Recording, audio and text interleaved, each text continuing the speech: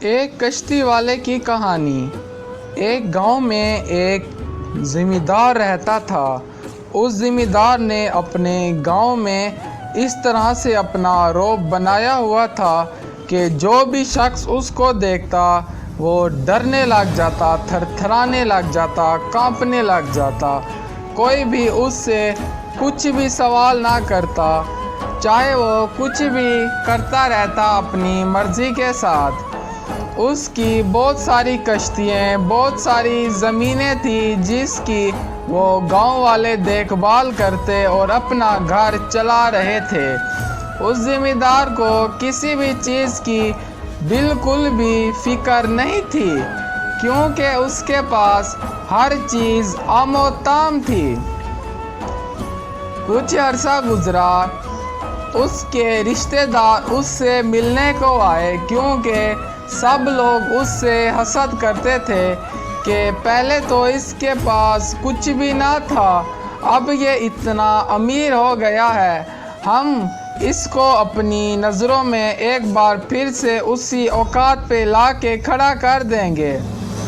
इसी नियत से उसके वो रिश्तेदार उसके पास मिलने को आए, दोनों अपने अपने ख़ानदान के साथ। वो दोनों आपस में भाई थे। उसके पास आए, उसके पास रुके, खाना पीना खाया। उसने उनको पूरा गांव घुमाया फिराया, अपनी ज़मीनें घुमाई फिराई और उनको कहा कि मैं तुमको कल गांव की एक ऐसी खूबसूरत जगह पे ले जाऊंगा कि तुम लोग हर जगह की खूबसूरती को भूल जाओगे।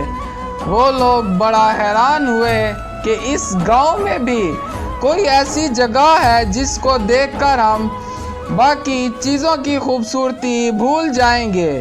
तो उसने कहा, हाँ, ऐसी जगह है। अगला दिन उन्होंने वहाँ पे जाना था, मगर अचानक से उनको वापस जाना पड़ गया।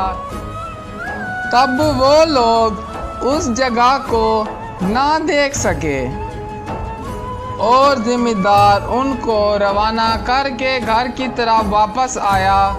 आते ही देखता है कि सारा घर उथल पुथल हुआ पड़ा है। घर का कीमती सामान चोरी हो चुका है और वो संदूक जिसमें उस ज़मींदार की सारी ज़िंदगी की कमाई हुई जमा पूंजी थी, वो भी गायब हो चुकी है। तब उस ज़मींदार को समझ लगी कि इन लोगों ने मीठे मीठे बनकर मेरा पत्ता साफ कर डाला। इस वजह से इनको इतनी जल्दी हो रखी थी वापस जाने की कि कहीं मुझे कुछ पता ना लग जाए।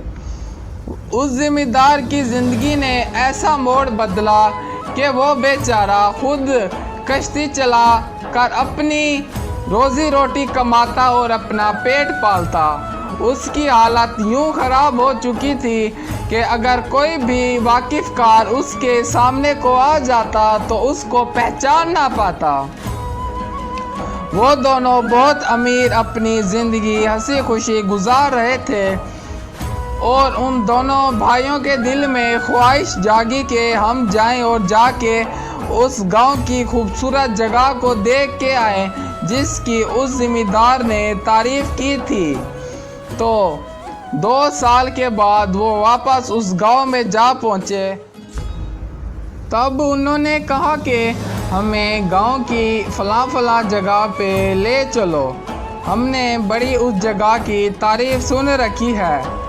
तो उन्होंने उसके साथ मुनासिब पैसों की बात की और वो दोनों कश्ती पे चल दिए। उस कश्ती वालों ने दोनों को उनकी मंजिल पे पहुंचा दिया।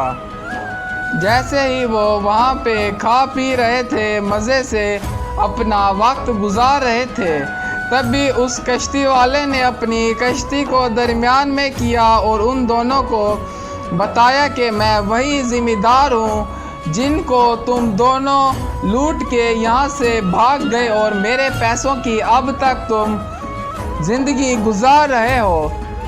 अब मैं तुम्हें यहाँ पे छोड़ के चला जाऊँगा, कोई भी तुम्हें बचाने वाला नहीं होगा। तब तुम भूख प्यास के यहीं पे अपनी जानें गंवा डालोगे। फिर वो उसकी मिन्नतें करने लग गए, उससे माफ़ी मांगने लग गए, हमें एक मौका दो, हमारी बात तो सुनो। मगर उसने उन दोनों की किसी भी बात को ना सुना, क्योंकि आज वो जिस हालत को पहुंच गया था वो उन दोनों की वजह से। तब वो चुपचाप अपनी कश्ती को लिए वहाँ से चल दिया और वो दोनों पीछे चीखते चिल्लाते वहीं पे फंस गए।